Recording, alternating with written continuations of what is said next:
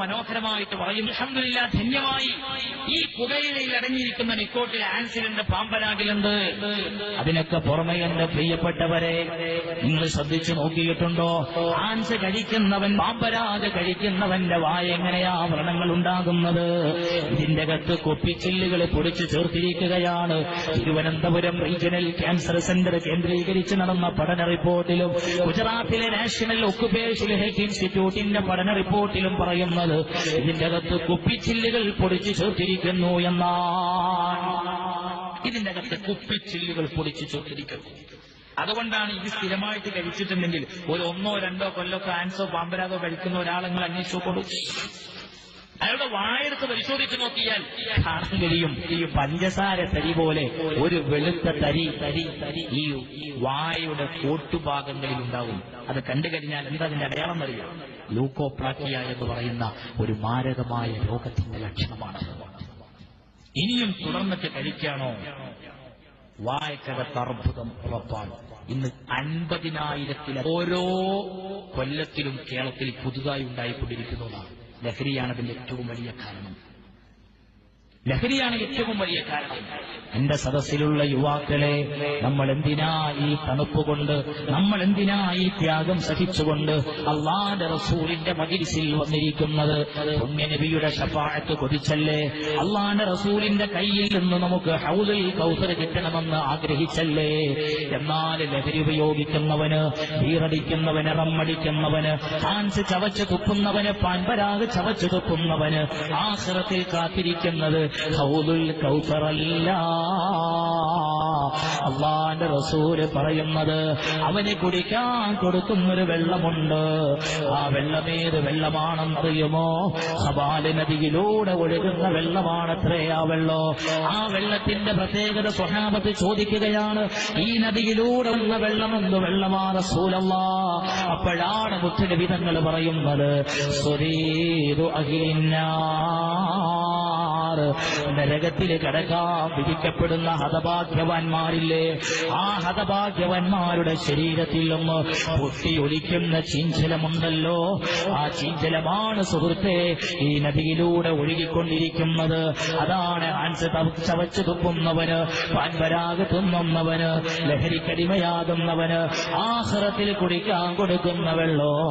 ആ വെള്ളമൊന്ന് വായക്കകത്തോക്ക് ഒഴിക്കുമ്പോ, ഓ എന്റെ സഹോദരാ, വയറ്റിലേക്ക് എത്തുന്നില്ല, ചങ്കിലൂടെ ഒഴുകി ഒലിച്ച് പൊട്ടി പുറത്തേക്കൊന്ന് പോവുകയാ. അല്ലാഹു നമ്മളെ കാത്തിരക്ഷിക്കുമാറാകട്ടെ. ഇതാണ് ലഹരി ഉണ്ടാക്കുന്ന ഫലം. ആഖിറത്തിൽ വരാനിരിക്കുന്ന അദാബിന്റെ കാഠിന്യം നമ്മൾ ആലോചിച്ചു നോക്കണം. എത്ര മുസ്ലിം ചെറുപ്പക്കാരാ നമ്മൾ ആലോചിച്ച് നോക്കി. മലപ്പുറം ജില്ലയിൽ എത്ര മാപ്പിള കുട്ടികൾ കള്ളുടിക്കുന്നവരുണ്ട്. എന്താ അതിന്റെ കാരണം? ഒന്നുമില്ല, അവർക്കിത് അറിയില്ല, ഇത് ഉപയോഗിച്ചാൽ ഇങ്ങനെയൊക്കെ നഷ്ടങ്ങളുണ്ട്. അതല്ലെങ്കിൽ അവരുടെ കമ്പനി അങ്ങനെയായി മാറി. ഇത് നമ്മൾ വളരെ ഗൗരവത്തിൽ ചിന്തിക്കേണ്ട ഒരു കാര്യമാണ്. കമ്പനി നമ്മൾ വളരെ ശ്രദ്ധിക്കണം. കാരണം അല്ലാഹുവിന്റെ റസൂൽ പറഞ്ഞു, അർറജുലു അലാ ദീനി ഖലീലി ഫൽയൻദുർ അഹദുകും മൻ യുഖാലിൽ. ഒരു കുട്ടി നന്നാകുന്നതും കേടാകുന്നതും അവന്റെ കമ്പനിയാണ് കാരണം. ആൺകുട്ടികളുള്ള രക്ഷിതാക്കളെ ജാഗ്രത. നിങ്ങളുടെ കുട്ടികള് ആരെയാണ് ഫ്രണ്ട്സാക്കിയിരിക്കുന്നതെന്ന് നിങ്ങൾ ആലോചിക്കണം. പ്രവാചകന്റെ ഏറ്റവും വലിയ മക്കൾ കേടായി പോകാതിരിക്കാനും ചങ്ങാതിയുടെ മതത്തിലായിരിക്കും സഹോദരൻ. അതുകൊണ്ട് ആരെ ചങ്ങാതിയാക്കുന്നുവോ ശ്രദ്ധിക്കണം. നിങ്ങൾ ആലോചിച്ചു നോക്ക്, നമ്മുടെ കുട്ടി SSF-ലൂടെ വളർന്നു വരട്ടെ, നമ്മുടെ കുട്ടി SPS-ലൂടെ വളർന്ന് SSF-ലൂടെ SYS-ലൂടെ എന്ന് പ്രവർത്തിച്ചു പോകട്ടെ. പ്രിയപ്പെട്ട ഉമ്മമാരെ, എന്താണ് ഒരു കുട്ടി SSF-കാരനായാലുള്ള മെച്ചം? ഒരു സുന്നി പ്രവർത്തകനായാലുള്ള മെച്ചം എന്താണ്? സുബ്ഹാനല്ലാഹ്, മരിച്ചതിന്റെ ശേഷം നമുക്കൊരുപാട് ദുആ കിട്ടാൻ, നമുക്കൊരുപാട് തഹ്ലീൽ കിട്ടാൻ, നമുക്കൊരുപാട് ഖുർആൻ ഖത്മുകൾ ചെയ്തിട്ട് നമുക്ക് വേണ്ടി പ്രാർത്ഥിക്കാനുള്ള ഒരുപാട് കൂട്ടുകാരെയാണോ നമ്മൾ ആഗ്രഹിക്കുന്നത്? ഓ എന്റെ ചെറുപ്പക്കാരെ, നിങ്ങൾ സുന്നത്ത് ജമാഅത്തിന്റെ പ്രവർത്തനങ്ങളിലാ സമയം ചെലവഴിക്കേണ്ടത്. നോക്കൂ, എന്റെ സുഹൃത്ത് കബീർ സഖാഫി ഒറ്റപ്പാലം, നിങ്ങളെല്ലാവരും ഇന്ന് പത്രത്തിൽ വായിച്ചില്ലേ സഹോദരങ്ങളെ? കബീർ സഖാഫി എന്ന് പറയുന്ന സഹോദരന് അദ്ദേഹം ഉംറയ്ക്ക് യാത്ര ചെയ്തുകൊണ്ടിരിക്കുമ്പോഴാണ് SSFന്റെ പാലക്കാട് ജില്ലാ ഉപാധ്യക്ഷനായിരുന്ന കബീർ സഖാഫി ദാരുണമായ ആക്സിഡന്റിൽപ്പെട്ട് മരണപ്പെട്ടു പോകുന്നത്. അല്ലാഹുവേ, അദ്ദേഹത്തിന് മഗ്ഫിറത്ത് നൽകണേ അല്ലാ, ഖബർ വിശാലത നൽകണേ അല്ലാ. കബീർ സഖാഫിയെ മാറ്റി നിർത്തുന്ന ഘടകമെന്താ? അദ്ദേഹത്തിന് വേണ്ടി പ്രാർത്ഥിക്കാൻ അദ്ദേഹത്തിന്റെ കുടുംബങ്ങൾ മാത്രമല്ല ഉണ്ടായത്, എത്രയോ തഹ്ലീലുകൾ ഇതിനകം കബീർ സഖാഫിക്ക് കിട്ടിപ്പോയി. എന്റെ സഹോദരങ്ങളെ, എത്രയോ തവണ ഖുർആൻ ഖത്മ ചെയ്തു കഴിഞ്ഞു, എത്രയോ സദസ്സുകളിൽ പ്രാർത്ഥനാ സദസ്സുകളുണ്ടായി. എന്തേ ഇതിന്റെ കാരണോ?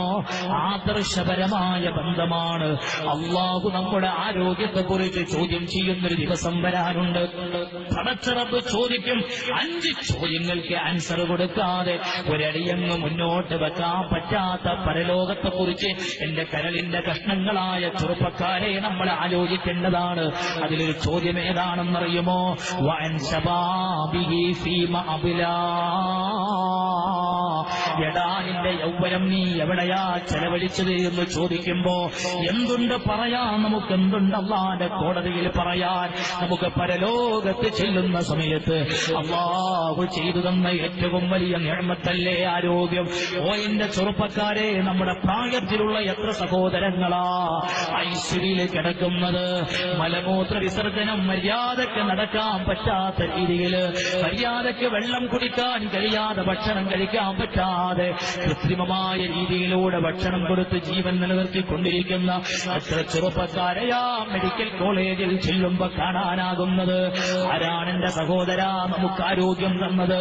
ആരാണ് നമുക്ക് ശേഷി തന്നത്? ആരാ നമുക്ക് നമ്മുടെ ശരീരത്തിൽ ക്യാൻസറിന്റെ രോഗാണുങ്ങളില്ലാതെ അഫിയത്തോടെ നമുക്ക് ആയുസ് നിർത്തിത്തരുന്നത്? ഉടയ തമ്പുരാനാണ് എന്റെ സഹോദര. ആ റബ്ബിനെ മറക്കാൻ നമുക്ക് പാടുള്ളതല്ല.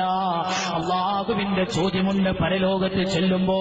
ഈ നിലക്കുള്ള നിഅമത്തുകൾ നമുക്ക് നൽകി അനുഗ്രഹിച്ചിട്ടുള്ള അള്ളാഹുവിന്റെ ചോദ്യമാണടാ. ആരാണ്? അള്ളാഹുവിന്റെ ചോദ്യമാണ്. നിന്റെ യൗവനം, നിന്റെ ആരോഗ്യം നീ എവിടെയാ ചെലവഴിച്ചത് എന്ന് ചോദിക്കുമ്പോ എന്താ നമുക്ക് പറയേണ്ട ഉത്തരോ? സ്വയസിന് വേണ്ടി പ്രവർത്തിച്ചത് അല്ലാഹുവിന്റെ മുന്നിൽ അഭിമാനത്തോടെ പറയാം. എന്തേ കാരണോ? നമ്മൾ തീവ്രവാദത്തിന് വേണ്ടി പ്രവർത്തിക്കുന്നവരല്ല, വിധ്വംസക പ്രവർത്തനങ്ങൾക്ക് വേണ്ടി പ്രവർത്തിക്കുന്നതല്ല. മുസ്ലിം സമാജത്തിന്റെ പ്രവർത്തനം നമ്മൾ അല്ലാഹുവിന്റെ മുന്നിൽ അഭിമാനത്തോടെ നമുക്ക് പറയാൻ പറ്റും. അല്ലാഹുവിന്റെ ദീനിന് വേണ്ടിയുള്ള ഖിദ്മത്താണ്. SSFന്റെ യൂണിറ്റ് സമ്മേളനത്തിന് വേണ്ടി ചമരെഴുതിയത് അല്ലാഹുവിന്റെ ദീനിനുള്ള ഖിദ്മത്താ സഹോദര. അതേ സമയത്ത് നമ്മൾ ആലോചിക്കണോ, നമ്മളൊരു ആർട്സ് പ്രവർത്തകനാണോ? നമ്മൾ സ്പോർട്സ് ക്ലബിന്റെ പ്രവർത്തകനാണോ? ഓ എന്റെ യുവാവേ, ഒന്ന് ഒറ്റയ്ക്കിരുന്ന് ചിന്തിച്ചു നോക്ക്. നിങ്ങൾ ഒറ്റയ്ക്കിരുന്നു കൊണ്ട് ചിന്തിച്ചു നോക്ക്. നമ്മൾ മരിച്ചിട്ടുണ്ടെങ്കിൽ, നമ്മളിപ്പോ ആർട്സ് സ്പോർട്സ് ക്ലബിന്റെ ഒരു പ്രവർത്തകനാണ്, ഇപ്പോഴത്തെ SSFന്റെ പ്രവർത്തകൻ, ഈ 2 പ്രവർത്തകർ നിങ്ങൾ താരതമ്യം ചെയ്തു. SSFന്റെ പ്രവർത്തകൻ മരിച്ചു എന്ന വാർത്ത കേട്ടാൽ അവിടെ ഓടിയെത്തുന്നത് അവന്റെ കൂട്ടുകാർ. അവരെങ്ങനെയുള്ളവരാ? ആ മയ്യത്ത് കണ്ടിട്ട് ഇങ്ങനെ ഏതെങ്കിലും മരത്തിന്റെ ചോട്ടിലിരുന്നിട്ട് ചെങ്ങാതി പോയി എന്നും കുഴിമന്തി വാങ്ങിത്തരുന്നവനായിരുന്നു, എന്താ ഇപ്പൊ നാളത്തെ കഥ എന്ന് പറഞ്ഞ അഭിപ്രായം പറഞ്ഞിരിക്കുന്നവരല്ല അവന്റെ മയ്യത്ത് കാണാൻ പോയത്. ആ പ്രിയപ്പെട്ട കൂട്ടുകാരന്റെ വേർപാടിൽ വേദന സഹിച്ചിട്ട് അവിടെ കൊണ്ട് യാസീനോദി ദുആ ചെയ്യുകയാണ്. പടച്ചവനെ, ഞങ്ങളുടെ പ്രിയപ്പെട്ട കൂട്ടുകാരൻ, നീ ഞങ്ങളുടെ കൂട്ടുകാരനെ വിളിച്ചുകൊണ്ടുപോയി ആ സഹോദരന് മഗ്ഫിറത്ത് നൽകണേ അല്ലാഹ്. ഞങ്ങൾ ചൊല്ലിയ ദിക്റിന്റെ സ്വലാത്തിന്റെ പ്രതിഫലം എത്തിക്കണേ എന്ന് പറഞ്ഞ് ഓരോ SSFകാരന്റെ നാവിൽ നിന്നും ശുദ്ധ ഖുർആനാണ് പാരായണം ചെയ്യുന്നത്, ദിക്റിലാ ചൊല്ലുന്നത്, ദിക്റുകളാ ചൊല്ലുന്നത്, സ്വലാത്തുകളാണ് ചൊല്ലുന്നത്. അതാണ് ഒരു SSFകാരന് കിട്ടുന്നത് ഗുണം. നീ നേരെ അപ്പുറത്തൊരു വീട്ടിൽ പോ, അവിടെ ഒരു മരണ വീട്. ആ മുസ്ലിം ചെറുപ്പക്കാരൻ, അവൻ SSFകാരനല്ല, ഓൻ SYSനില്ല, ഓൻ അങ്ങനത്തെ കാര്യത്തിനൊന്നുമില്ല. പിന്നെ ഓനെന്തായിരുന്നു? ആർട്സ് സ്പോർട്സ് പ്രവർത്തകൻ. എന്തായിരുന്നു പ്രധാനപ്പെട്ട? ഓണം വരുന്ന സമയത്ത് കണ്ണ് കെട്ടിയിട്ട് മണ്ണിന്റെ കല ഉടക്കുക. ഹൗദുൽ കൗസർ കിട്ടുന്ന കാര്യമാണ്, റസൂലുള്ളാഹിന്റെ ശഫാഅത്ത് കിട്ടുന്ന കാര്യമാണ്. ഒരു കയറിട്ടത് അവിടുന്ന് ഇവിടും കൂടി വലിക്കുക, എന്നിട്ട് ആരാ ഈ കയറിനെ അങ്ങോട്ട് കൊണ്ടുപോകുക. വലിയ കൂലി കിട്ടുന്ന കാര്യമാണ്. അതേപോലെ ഒരു ബോർഡ് എടുക്കുക, അതിന് 4 മൂലത്തിലൊരു ഓട്ട, എന്നിട്ട് ഈ ഓട്ടയും ഈ കുഴിയിലേക്ക് എന്ത് ചെയ്യുക? കുറെ കോയിൻസ് കൊണ്ട് തള്ളിയിടുക. ഇവനൊരു ദിവസം കുഴിക്ക് പോകുന്നില്ല, ചിന്തിയും കൂടിയില്ലാതെ ഇതുമ്പോൾ ഇങ്ങനെ തിരിച്ചിരുന്ന് പണി. വലിയ കൂലി കിട്ടുന്ന കാര്യമാണ്. ഇങ്ങനെയൊക്കെയായിരുന്നു ആ പ്രവർത്തനം. അവനെയും അള്ള വിളിച്ചു. അവന്റെ മയ്യത്ത് കാണാൻ വരുന്ന ചിലരുണ്ട്.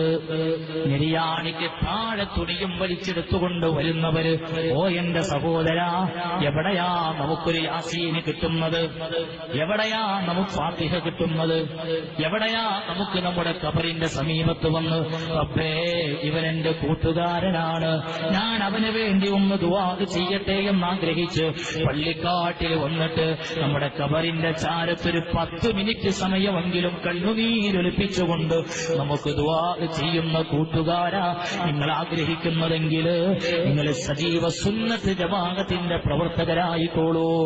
ഉമ്മമാരെ, നിങ്ങളുടെ ആൺകുട്ടികളെ നിങ്ങൾ സുന്നത്ത് ജമാഅത്തിന്റെ പ്രവർത്തനത്തിലേക്ക് പറഞ്ഞു വിട്ടോളൂ.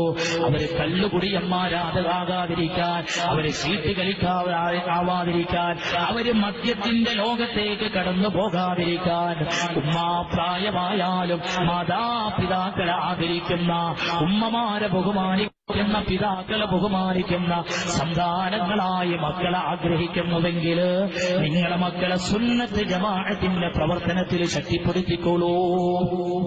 3 കാര്യങ്ങളാണ്. ഒന്ന്, ഈ കുട്ടികൾ